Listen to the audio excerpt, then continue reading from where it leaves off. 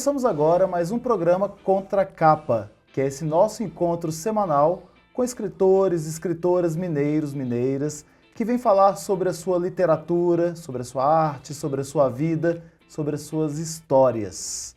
Eu sou o tio Flávio e hoje eu recebo aqui a Luciana Aquino, que vai falar pra gente sobre a sua trajetória, vai falar sobre casos da sua vida e o que levou a Luciana a escrever, não tardiamente, mas a tempo. Antes da gente passar para a Luciana, eu queria falar com você que você pode nos assistir, nos ouvir em diversas plataformas. Então a gente está lá no Jornal Hoje em Dia, então no portal do Jornal Hoje em Dia, toda quinta-feira, 19 horas, a nossa entrevista, a cada semana, uma entrevista nova. Também estamos na TV Promove, que é o canal 12 da Claro TV, toda quinta-feira, 19 horas.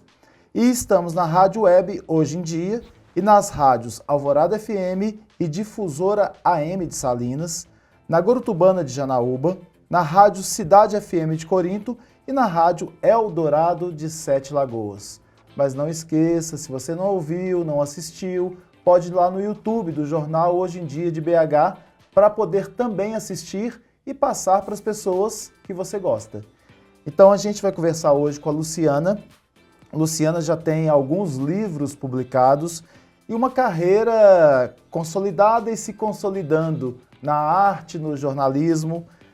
Luciana Aquino Capelo Coelho, cujo nome artístico é Luciana Aquino, é de Belo Horizonte. Jornalista profissional há mais de 30 anos, é formada em comunicação social e pós-graduada em novas tecnologias de comunicação, é membro da Associação das Jornalistas Escritoras do Brasil. Que bom que tem associação, que é justamente a coordenação aqui de Minas Gerais.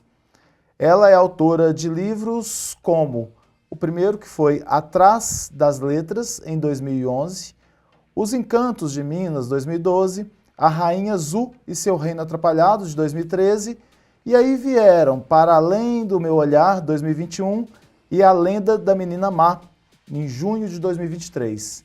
E agora ela está com um livro novo, Mensagens a Cecília, que a gente vai dedicar mais tempo a este livro, a essa obra, que são revelações de uma trama diabólica.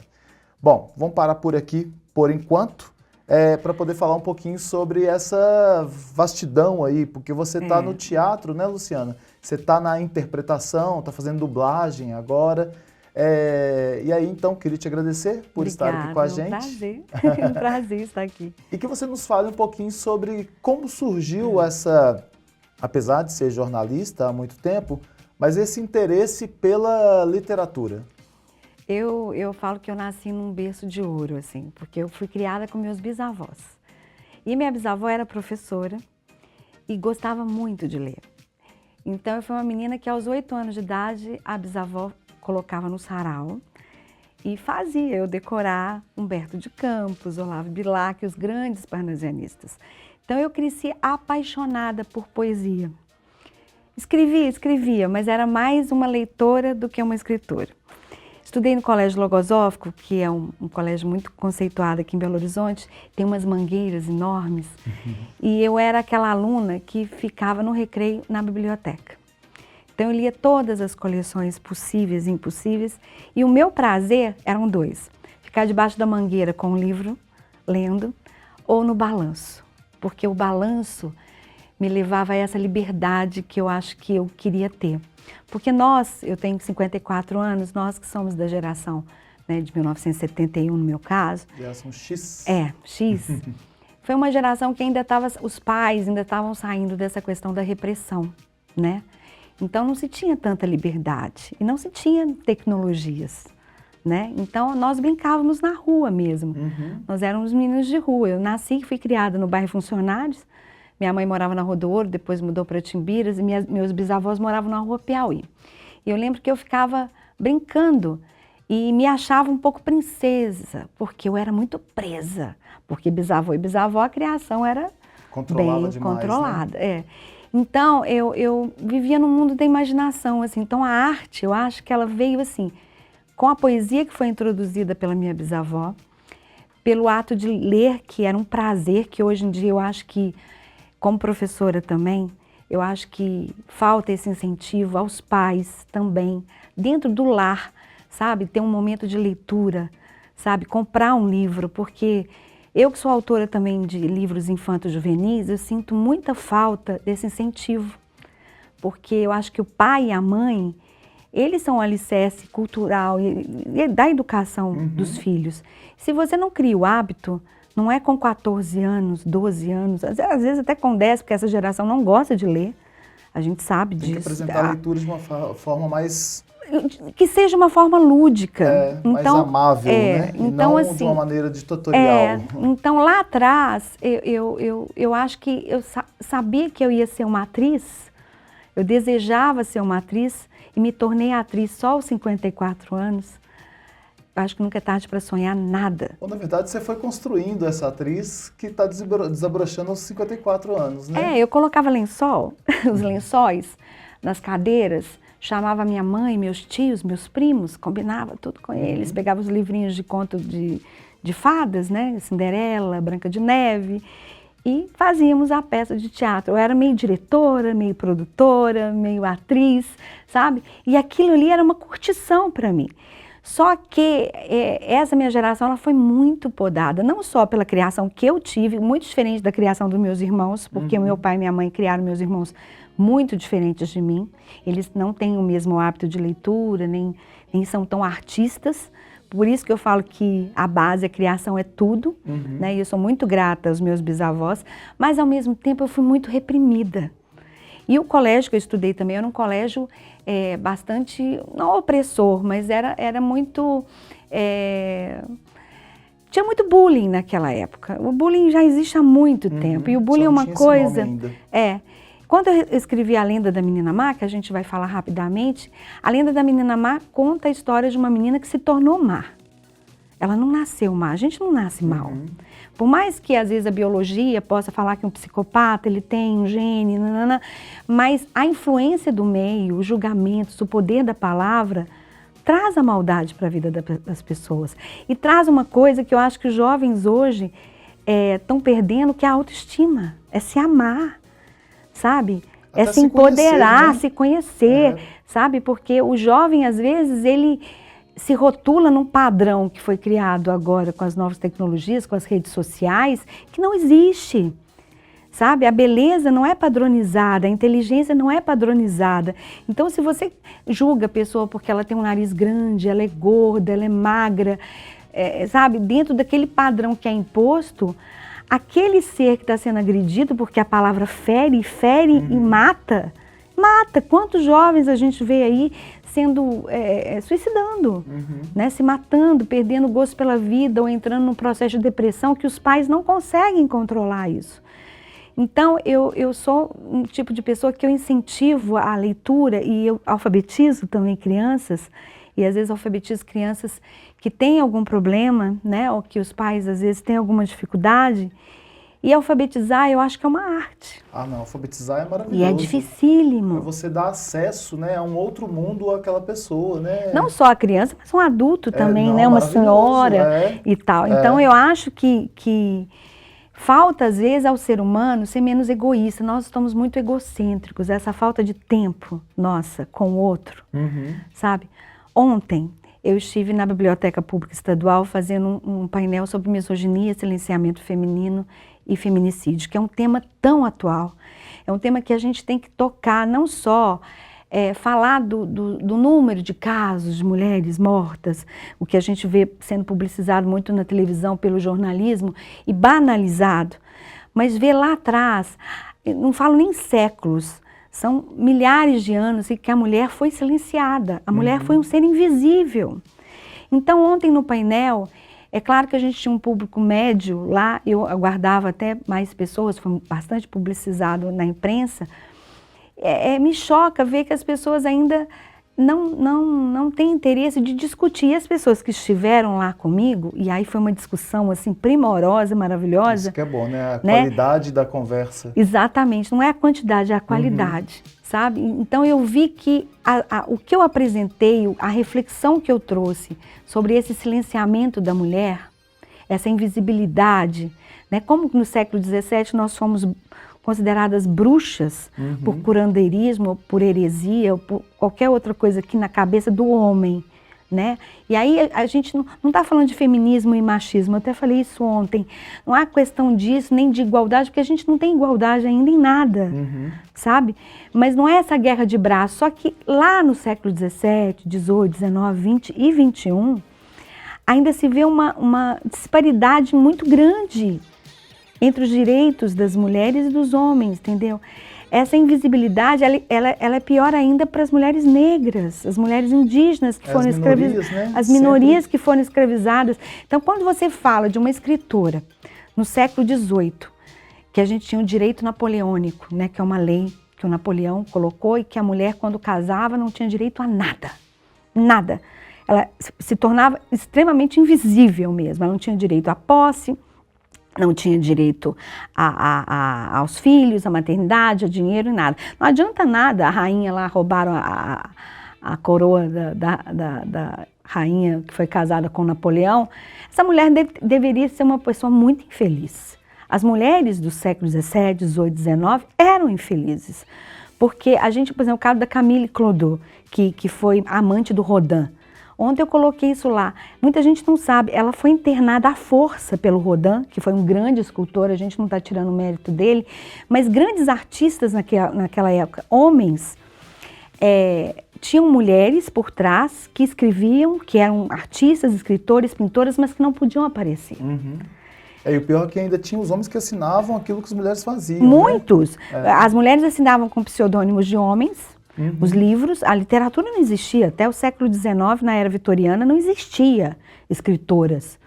Elas escreviam e, às vezes, os irmãos, que tem um caso de uma escritora, os irmãos, depois da morte da escritora, falavam, não, foi ela que escreveu. E é isso aí que ia saber, que vem dessa origem. Mas o caso do Rodin me chocou muito, porque a Camille, ela foi uma grande escultora. Dizem que algumas peças do Rodin foi ela que esculpiu. E ela, por histeria, porque naquela época é o seguinte, era o jaleco, que era os hospícios, as mulheres eram levadas para os hospícios, e no meu livro eu cito um hospício que é em Volterra, no norte da Itália, e eu estudei para fazer esse meu último romance, que fala sobre esses assuntos todos, feminicídio, silenciamento feminino e a misoginia, no século XIX, na era vitoriana. Esse está nesse seu último livro? Esse no Mensagens da Cecília. Mensagens da Cecília. Que você aborda de tudo isso aqui. Isso. É um livro que conta a história de 2 cientistas. Não vou dar muito spoiler, mas vou contar mais ou menos a história para vocês ficarem interessados. Primeiro romance. Me atrevi a ser uma romancista, ele tem 150 páginas, por quê? Ele ia dar 450. Então vai ser uma trilogia. Então, Mensagens da Cecília, Revelações de uma Trama Diabólica, o narrador é o algoz da Cecília. Eu me eu me transformei nesse narrador, nesse homem misógino, nesse cientista, nesse serial killer, nessa pessoa cruel do século XIX, com essa cabeça, e contei a história, a versão dele. Então ele vai lá no século XIX contar, dando pinceladas, mensagens para Cecília, pedindo perdão. Mas nem tudo que ele conta é a versão dele, é a versão masculina, misógina, né? Então vai vir um segundo livro, que é a versão da Cecília. Que vai chamar... isso aqui é na cabeça dele, né? Na cabeça dele. A mentalidade dele. Ele volta como espírito para poder falar com ela que está arrependido, só que ele era amigo do Rodin, ele era amigo do Monet, ele era amigo dos grandes pintores da época. Ele frequentava os bordéis na Inglaterra, os pubs. Ele se tornou um homem extremamente agressivo, mas extremamente culto. Como cientista, ele gostava de arte. Então ele era respeitado na sociedade? Exatamente. Oscar Wilde, por exemplo, era um cara que ele admirava. E Oscar Wilde, não sei se você sabe, tudo que está aqui é verdade. Tudo foi pesquisa. Mas ele é um personagem. Ele é um personagem, só que eu misturei a ficção com a realidade. Então, por exemplo, quando eu falo do Oscar Wilde, que ele foi internado também como louco, como histérico, ele era um homossexual na época e tinha uma lei na Inglaterra que era contra os invertes. Então, esses homens foram extremamente perseguidos, né? E já existia um homossexualismo feminino, masculino, claro que já existia. Só que a Inglaterra ela foi muito cruel. A era vitoriana foi muito cruel. E a própria Rainha Vitória, a gente sabe da falta de higiene naquela época, né, da peste negra e tal, papapá. A própria Rainha Vitória, ela gostava muito de cultura, muito de ciência, muito apoiava, fazia feiras, assim, eventos astronômicos, só que ela não apoiava a medicina, por exemplo. Então a gente sabe que muitas mulheres morreram no parto por falta de higiene, não se lavava as mãos. Um médico húngaro, e eu conto isso aqui no livro, ele foi demonizado na época porque ele falou que deveria, tipo assim, os médicos necropsiavam corpos, que era proibido também, eram corpos geralmente de pessoas que foram assassinadas, para conhecerem um pouco mais a medicina. E não lavava as mãos e aí ia fazer um parto. Então, inúmeras mulheres e crianças não sobreviveram a isso, né? Essa falta de higiene. E a Rainha Vitória, por mais famosa que ela ficou, a era vitoriana e tudo, ela era viciada em ópio. Que era uma coisa também tirar a dor, porque naquela época não tinha dentifrício, não tinha escova de dente, quer dizer, eles não tinham higiene. Então os dentes ficavam pretos, né, e caíam. E ela, tinha muitas dores de dente, né? E ela, ninguém aguentava ficar perto dela. Pelo hábito. Tanto que fedia. E nos castelos, a gente sabe, em Versalhes, a gente vê hoje um castelo maravilhoso, a gente passeia na França e tal, não sei o quê. Aquele castelo ali, pelo amor de Deus, morar naquela época devia ser um suplício, entendeu? O pessoal fazia as necessidades, jogava pela janela, entendeu? A água, a mulher e os filhos, as crianças, eram os últimos a tomar banho com a mesma água. Aquela água encebada que o rei tomava, sabe? Então, assim, são muitas coisas que aconteciam nessa época. Então eu trouxe muito a realidade da mulher nessa época, né? A mulher que, ela era cientista, a mulher que foi calada, foi silenciada, né? A mulher que resolveu trabalhar, aí no caso ela vai para a França, né? E na França nessa época, eu tinha acabado de chegar à Torre Eiffel, né? A gente está falando de 1867, mais ou menos nessa época. E a Torre Eiffel foi considerada um monstro, um monstro de ferro. Mas ainda é pra gente, né, quando a gente fala assim. Não é, assim, foi muito discrepante. E foi muito, então eles não aceitaram a Torre Eiffel de jeito nenhum, porque eles tinham a Catedral de Notre Dame, eles tinham, né, cada palácio mais lindo, cada prédio mais bonito que o outro, né, e de repente chega um monstro de ferro. E eu vou trabalhando a cultura, a história, sabe? E com assuntos tão difíceis, né? Por exemplo, quando eu falo da literatura, eu comparo esse cientista a vários personagens que foram criados em livros nessa época. Então, Drácula, o Corcunda de Notre Dame. Então, eu vou na literatura do século XIX e trago ao meu leitor a história que ele nunca ouviu, nem na escola.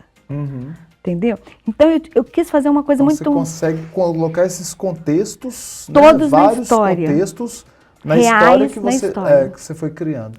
Eu tenho recebido muito... Eu vendi todos os livros. Vendi a primeira edição toda. Assim, um mês e meio. No dia do lançamento lá no Automóvel Clube, eu não tinha livro. Isso acontece. Eu pedi uma reimpressão em São Paulo, né? Por quê? É claro que nós somos autores, a gente conhece a editora, né? Que a gente trabalhou já com elas. A gente trabalha por demanda, e que eu acho uma coisa bem interessante. Também as grandes editoras são maravilhosas, né? Mas no meu caso eu não sou uma best-seller ainda. Posso vir a ser, mas não é a quantidade, é a qualidade. É a qualidade do meu livro. Então, se esse livro chegou a 150, 200 pessoas nesse início e está impactando, e o feedback está sendo extremamente positivo, quer dizer, eu cheguei aonde eu queria. Eu fiz aquela pessoa pensar e odiar esse homem. Mas não odiar com a questão do feminismo, do machismo. Odiar a situação. Porque ontem, na hora que eu fui apresentar século XVII, XVIII, XIX, XX, XXI, quando eu perguntava do movimento sufragista, vocês sabem o que é? Muita gente às vezes não sabia. que foi aquela corrida, aquele movimento louco das mulheres em prol ao voto, né? Elas queriam participar, ser cidadãs, coisas que elas não foram até o começo do século XXI. E que mesmo com direitos garantidos ainda são, né, direitos ameaçados. Não, e sabe o que eu acho que eu ouvi ontem de um telespectador lá no teatro, que eu fiquei bem impactada, de uma mulher falando isso, que não é só a mulher que tem que vir aqui falar de misoginia, feminicídio, silenciamento das mulheres e implorar para ser ouvida. Os homens deveriam levar essa pauta também, sabe? Para o cotidiano deles. Homens juristas, homens professores, sabe? Mas eu acho que a mulher, ela tem, não vou nem falar lugar de fala, mas vou falar a experiência e a vivência sofrimento que eu não consigo ter, né? Que a gente, por mais que você me fale, por mais que a gente tente entender historicamente, é a mulher que tem esse sentimento, sabe? É a mulher que tem essa história. Acho que nós todos temos que conhecer para poder aplicar naqueles lugares que a gente está, né? E a minha proposta, agora sendo atriz profissional com DRT, né? Eu fiz o curso profissional de atriz, fiz Macbeth, Hecate, estou em cartaz agora ano que vem como Cinderela. Vai entrar na campanha de popularização. Né? Eu estou como a rainha, mãe do príncipe, querendo casar ele logo, porque ele está encalhado. Aí a comédia, meu lado mais divertido. É infantil? E a gente vai estar apresentando agora em novembro 2 espetáculos.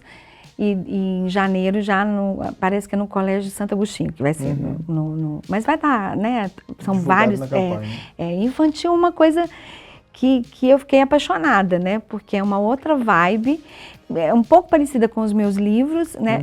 Engraçado que eu gosto dessa coisa do conto fantástico, não sei porquê. Eu acho que eu já devo ter nascido na realeza ou devo ter sofrido na mão da realeza. Porque A Rainha Azul e Seu Reino Atrapalhado é um livro que fala...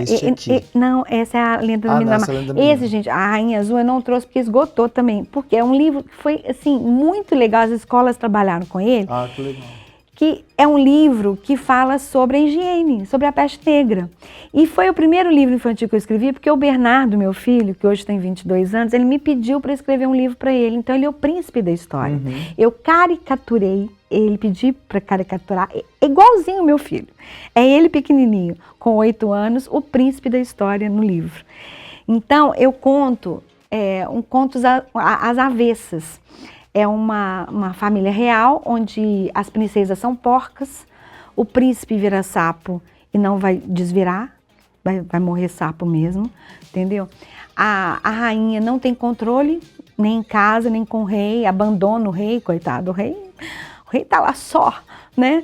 E como muitos homens às vezes se encontram, porque aí a gente tem que olhar os dois lados, a gente sabe que no convívio familiar, nem todos os casais vivem bem, né? Então essa violência doméstica, ela começa em casa, né? É uma palavra, é um palavrão, né? É um tapa, é um empurrão, é uma agressão, é a morte. E as crianças de hoje, principalmente as crianças que às vezes vêm de uma estrutura, né? E uma qualidade de vida que não tem um sustento, né? Os pais às vezes não tiveram a instrução, a educação e às vezes a própria vivência ali, às vezes no dia a dia, difícil, sem comida, sem brinquedos, sem oportunidade, essas crianças elas vão ser o reflexo dos pais delas, né? É o que a gente vê, né? Não adianta nada você tentar ir numa escola, igual eu já participei de algumas escolas públicas, de eventos que a gente fala assim, quem sabe o que é violência doméstica? Os meninos todos levantam a mão, já presenciaram uma violência. Então, quando não foram vítimas, né? Exatamente. Então, esse livro da Rainha Azul diz Zureta, porque ela fica louca. Como muitas mães às vezes ficam, por não ter esse autocontrole, por ter um casamento falido. Às vezes o homem não está errado, mas ele acaba saindo ali da responsabilidade dele de pai, de esposo, de marido, né? Larga as mulheres. E o amor, que é uma coisa assim, eu falo que amor é sorte, eu acho. Amar o outro, primeiro você tem que se amar, né? Para você conseguir. O primeiro passo. O primeiro passo. Para você conseguir amar o outro de verdade e aquele relacionamento ali ser equilibrado. Eu tenho um relacionamento de 39 anos. Eu conheci meu marido aos 15 anos de idade. Ele 18, eram 2 crianças. Né? Podia ter dado certo ou errado? Podia. né? É assim, mil maravilhas? É claro que temos. É um relacionamento, É um né? relacionamento como todos, mas, Que não existe perfeito. é um cara que me apoia como mulher, como sonhadora. Então ontem, na hora que eu vi ele na plateia com meu filho, poderia ter 20 pessoas na plateia, num lugar que cabe 130. Mas igual eu falei, é a qualidade. Na hora que eu vi o rostinho daquelas pessoas, e na hora que a gente abriu o microfone, e que aquelas pessoas realmente sentiram o que eu falei, sentiram, refletiram sobre o assunto, isso não tem dinheiro que pague, é igual o leitor. Esse livro, A Mensagem da Cecília, eu tenho recebido feedbacks assim, uau, tá parecendo filme de Netflix, tal série, não sei o quê, tipo assim, é instigante. Nossa, dá para ver que você fez uma pesquisa, parabéns. Nossa, você escreve muito bem. E assim, por ser o primeiro romance, eu falei, gente, ai, que bom. Porque eu comecei a escrever, eu estava contando para ele aqui antes da gente começar, aos 40 anos de idade. Aos 40 anos, nunca é tarde. Não, pra de nada. forma alguma. A gente tem Então, aquelas aí. poesias que eu escrevia quando eu tinha 14, 15 anos, e eram poesias muito fortes. A escola onde eu estudei, aí foi o 2º grau, a professora de português chamou o meu pai e a minha mãe. Minha mãe foi na escola para perguntar quem tinha escrito aquele poema, que é a Pata-Choca Prostituta. E é um poema extremamente misógino, porque eu me coloco no lugar de um homem, que eu falo, nunca fui uma delas, sei que suas vidas são vazias e tristes, uma fórmica de prazer e pecado, são como bichos da noite. E a fotofobia faz com que se escondam em cantos dessa cidade. Não me importa suas idades, futilidade não podem ter, suas fragrâncias atraem os homens e dando tudo que possam ter, recebem em troca sua mixaria, que dá apenas para outro dia. E o fossilismo é só para os velhos, que na linguagem são os coroas. E até para esse se dá, recebe, já está na boa. Seja frágil, uma serpente, o perigo público ameaça a ordem social, tem apelidos de vários tipos, cada um anual. Disfarça bem ser furibunda, se é pata-choca ou vagabunda, se te futrica, se te implica observar, não sobra nada para constatar. Mas chega um dia que a pata-choca vai conhecer da alma e do coração. Não existia nada, nem emoção. Agora eu lembro como foi sua triste história e como foi seu triste fim. Foi enterrada em um fossário e esquecida até por mim. É claro que a professora ia falar assim, como é que uma menina de 14 anos escreveu isso? Com um dicionário. E não tinha ChatGPT, né? Não, com um dicionário. Eu sou apaixonada por palavras. E como eu cresci ouvindo parnasianismo, eu gosto de palavras difíceis, sabe? De neologismos, eu gosto, sabe? Eu gosto de me atrever, eu gosto de fazer com que o leitor faça isso, questione. E a minha mãe falou com ela assim... Saia do lugar. A minha mãe pegou e falou, não. Ela escreveu. Então, quando eu escrevi meu livro aos 40 anos, e meu pai faleceu no mesmo ano, e eu fiz lá na biblioteca pública, eu me senti, assim, uma popstars, porque pai não estava lá, em alma, sim, em coragem, porque ele me encorajou muito a escrever esse livro. E ele era um boêmio, meu pai era um empresário, boêmio, um contador de causos.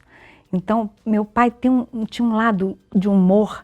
Meu pai foi astronauta, foi fazendeiro de búfalo, foi para a Segunda Guerra Mundial. Isso em todos os casos que ele contava. E ele era um artista, ele era um ator, porque as pessoas acreditavam no Zé Capelo, entendeu? Que eu falo que é o meu Zé Ruela, porque ele vivia na rua. Então você não tem como fugir. Não. Olha, a gente vai ter que falar desse livro outro dia, porque a gente não vai nem conseguir falar sobre ele. Que é o seu livro infantil e que a capa tá linda. Ele é todo pintado à mão em aquarela. Eu vi aqui, olha. Mostra ela aqui, quer ver? Foi Renata Saturno? É, Renata, quer ver? Que tá aqui? Não, aqui, ó. Mostrar pros seus. Olha a menina má. Lindo, lindo, lindo. Esse livro é uma pernambucana que eu conheci pela internet, ela topou. Esse livro, 30% do lucro desse livro eu doei para crianças em tratamento de câncer. Eu tive um câncer há 3 anos, estou em remissão desse câncer. Eu quis fazer isso, eu acho que foi um alívio muito grande, assim, uma bênção que Deus pediu que eu fizesse, porque esse dinheiro chegou para comprar leites especiais, sondas, e vendeu tudo também. É um livro que fala do bullying, né? Que fala da autoestima das crianças, do poder da palavra e do julgamento, de como as crianças são influenciadas, as nossas crianças, os nossos adolescentes, são influenciados pela palavra. Então é um livro muito especial também. Luciana, olha, é muita história, né? É. A gente que é jornalista vive muitas histórias e retrata essas histórias naquilo que a gente escreve, naquilo que a gente produz. Mas são histórias que merecem ser exploradas. Vou deixar aqui, né, as duas referências que ela falou. O Cilan vai colocar também aí para as pessoas saberem. Já está na Amazon. Pois é, e para poder Kindle. falar com você, como é que as pessoas podem fazer? Vocês podem me achar no Instagram, né? É @escritora_Luciana Aquino, @jornalista Luciana Aquino. Já fui hackeada no escritora Luciana Aquino, então tem que colocar um underline, viu, gente? Escritora Luciana Aquino. Ou no meu WhatsApp, eu sou uma pessoa que atendo o WhatsApp, faço as vendas dos livros também no WhatsApp, 31 999 78 27 49. Fala de novo, 31 999 78 27 49. Hoje eu vivo da venda dos livros, faço palestras, faço meus monólogos sobre misoginia, feminicídio e silenciamento, que pretendo levar para as escolas isso. Eu acho que é um assunto que a gente tem que trabalhar com os pais, professores e adolescentes, né? É um público que eu acho que necessita saber um pouco mais da história do silenciamento feminino. É um projeto que eu estou pretendendo fazer. E estou como atriz, em janeiro, estou lá na Cinderela, no Experiência Cinder, como a mãe do príncipe de 27 anos que não casa nem a pau. Essa é a história de Luciana Aquino. Gente, agradecemos a participação da Luciana, ficamos por aqui porque na semana que vem a gente tem outro episódio. Então, até mais.